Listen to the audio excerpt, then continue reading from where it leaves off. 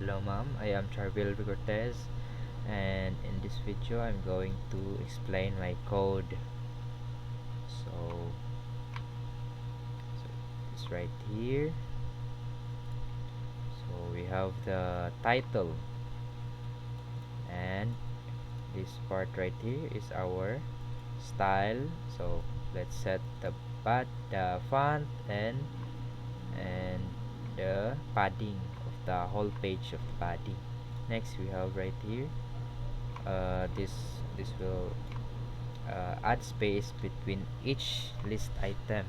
So this right here, so we hide the highlight style. I will explain this later because we're going to use it. And next we have the button, and we have the paragraph where we show the loading users, and this is where we load all the users. Next, so here let's this one right here, let's get references to the HTML elements. Next, this one right here is our event listener for the button. When the button is clicked, then the text content of the status, this right here, will be changed to loading user, and user list will be empty. So next,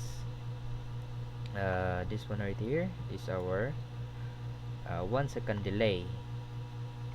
So this right here, let's fetch the user data from the API, and if something goes wrong, let's throw a error message. So next, this right here, this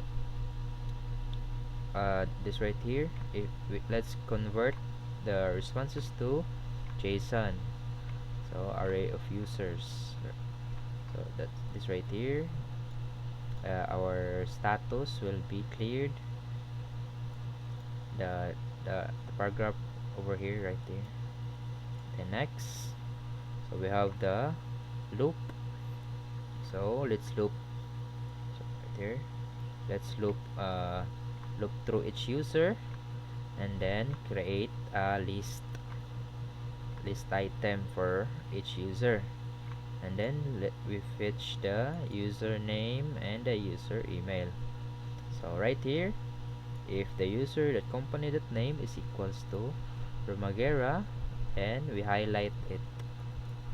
So next, this right here, so we will add the list item to the user list. So that's all. And this right here, this will show an error message if something goes wrong. So that's all.